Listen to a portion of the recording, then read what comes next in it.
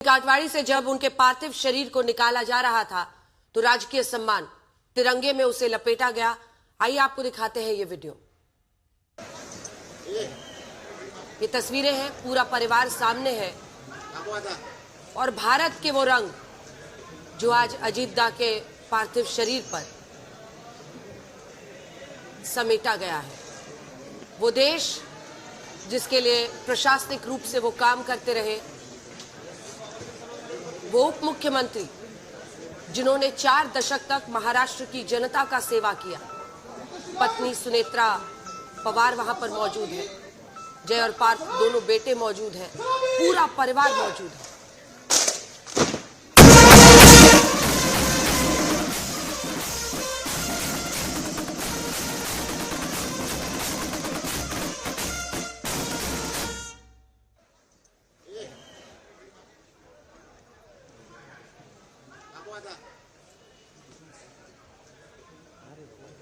कुछ लम्हे अविस्मरणीय होते हैं, कुछ लम्हे ऐसे होते हैं जो हमेशा जिंदगी में ताउम्र आपकी यादों में सिमट कर रह जाते हैं। उन्हीं लम्हों में से एक होगा जब ये तिरंगा उन पर लपेटा गया और परिवार के लोग, बच्चे सब अपने पिता को सलाम कर रहे थे। इससे दुखद घड़ी नहीं हो सकती है जब आखिरी विदाई भी देने का मौका नहीं मिलता है।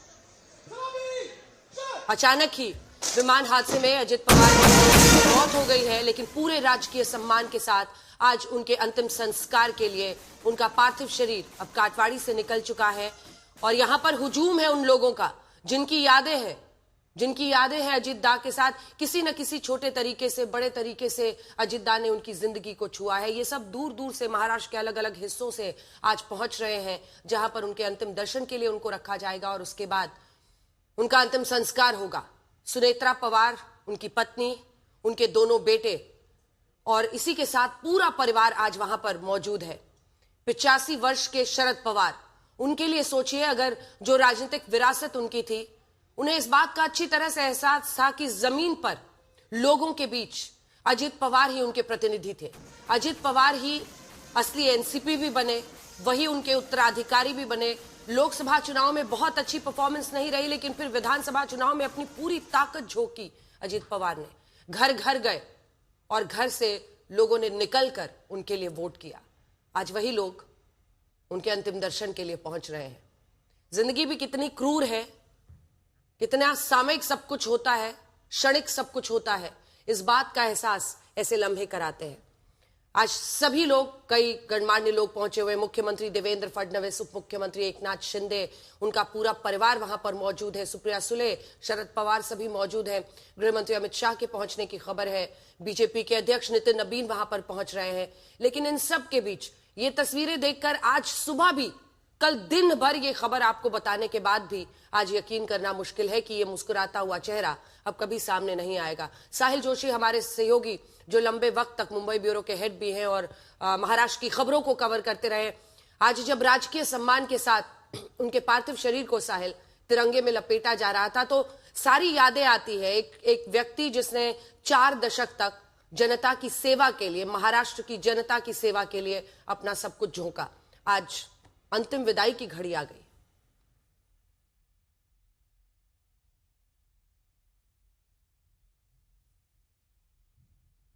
उनको समझ में नहीं आता है, ये इधर भी ऐसे ही खड़े हैं, वो हट ही नहीं रहा है।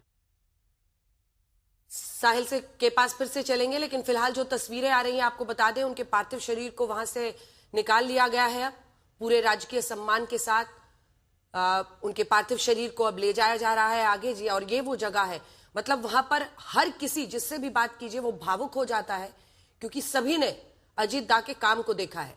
कोई उनके दरबार में जाता, कोई सुबह 6 बजे वो अपना एक जनता दरबार रखते थे, कोई भी अगर वहां पर पहुंचता था तो उसका काम होता था। और बड़े ही सरल भाव में अगर काम होने लायक होता था तो वो तुरंत काम कर देते थे, नहीं होता तो बता भी देते थे, अधर में नहीं रखते थे। ये तस्वीरें हैं उस जगह की जहां पर शरद पवार, आज देखिए उनकी ये गाड़ी जिसमें उनका पार्थिव शरीर जा रहा है और सामने उनकी तस्वीर है। वो मुस्कुराता हुआ चेहरा जो लोगों ने देखा है, यकीन करना मुश्किल है कि अब इन सब पर पूर्ण विराम लग चुका है।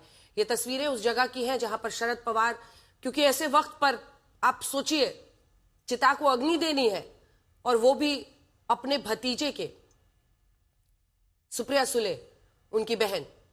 कल्पना कीजिए कि कितनी मुश्किल घड़ी होगी ये परिवार के लिए। कई बरस लग जाएंगे पवार परिवार को इस दुख से, इस पीड़ा से निकलने में, क्योंकि किसी ने नहीं सोचा था जिस तरह से महाराष्ट्र की राजनीति में अपनी पैठ जमाने वाले, 6 बार उप मुख्यमंत्री बनने वाले, हर पार्टी से अच्छा रिश्ता रखने वाले अजित पवार अपने राजनीतिक सफर में आगे बढ़ रहे थे। किसी ने नहीं सोचा था कि ऐसी घड़ी आज आ जाएगी जब उनको अंतिम विदाई देनी पड़ेगी और सारे लोग जस के तस खड़े रह जाएंगे। आइए आपको लिए चलते हैं, साहिल हमारे साथ जुड़ गए। साहिल, कल दिन भर अपने दर्शकों को बताने के बाद भी कि अब अजित पवार नहीं रहे, आज सुबह की ये तस्वीरें उतनी ही हैरान करती हैं। मतलब यकीन करना मुश्किल होता है, और आज हर कोई जिससे भी वहां मिलिए भावुक हो रहा है। बिल्कुल, देखिए, बारामती उनकी कर्मभूमि है, जन्मभूमि है, कर्मभूमि है, और उसके साथ साथ जिस तरीके से बारामती ने उनको सपोर्ट किया है, उसी तरीके से पवार परिवार भी बारामती के साथ हमेशा खड़ा रहा है। देश में या राज्य में कोई भी राजनीतिक माहौल चलता हो, लेकिन बारामती के भीतर अजीत पवार विधानसभा के लिए और लोकसभा के लिए शरद पवार, ये हमेशा एक समीकरण बारामती वासियों के मन में हमेशा से रहा है। और इसी वजह है, यही वजह है कि बारामती आखिर तक उनके साथ में, बारामती वासी यहां पर खड़े रहेंगे। कई लोगों से भी मैं यहां पर बात कर रहा था कि आगे क्या होगा इस बात को लेकर, और हर कोई आकर यही कह रहा था, हर कोई नम आंखों के साथ, हर किसी का कोई ना कोई उनके पास अजित पवार को लेकर कोई किस्सा है, कोई कहानी है, कोई याद है, क्योंकि जितनी अवेलेबिलिटी इन लोगों के लिए अजित पवार की थी शायद ही किसी की रही होगी। आप इमेजिन कर सकती हैं कि 1993 से लेकर 2026 तक लगातार बारामती से अजित पवार विधानसभा में जीत कर जा रहे हैं, और हर बार उनका जो मार्जिन है वोटों का, वो बढ़ता ही जा रहा था। ये पकड़ बहुत कम नेताओं के नसीब में होती है, और वही पकड़ अजित पवार की बारामती के भीतर थी विधानसभा के लिए। हम सोचिए, या बारामती क्षेत्र के लिए अगर हम बात करें तो, और इसीलिए, और इसी के बलबूते पर दरअसल महाराष्ट्र में पकड़ उन्होंने बनाए रखी। एक समीकरण उनका बिल्कुल स्पष्ट था कि अगर आपकी खुद की कॉन्स्टिट्यूंसी में अगर आप स्ट्रांग है, तभी जाकर आप राज्य या देश की राजनीति में अपना रुतबा बढ़ा सकते हैं, और इसी के वजह से आज वही रुतबा हम यहां पर देख सकते हैं।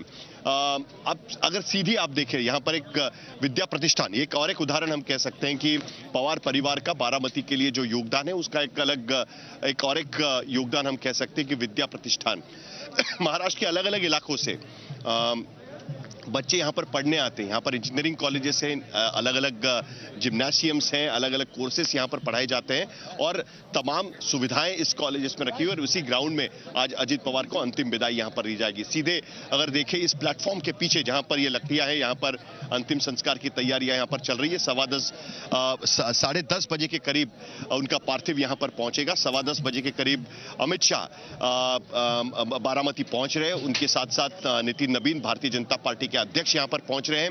महाराष्ट्र के मुख्यमंत्री देवेंद्र फडणवीस और एकनाथ शिंदे पहले ही बारामती पहुंच चुके हैं, और फिलहाल वो हेलीपैड पे इंतजार कर रहे हैं अमित शाह कब पहुंचेंगे, तो साथ में वो यहां पर आएंगे। लेकिन इससे पहले शरद पवार पहले ही यहां पर आ चुके हैं। मैं अगर आप देख सकती है सीधी तस्वीरें, यहां पर शरद पवार पहले ही आकर यहां पर बैठे हुए लोग उनसे आकर मिल रहे हैं।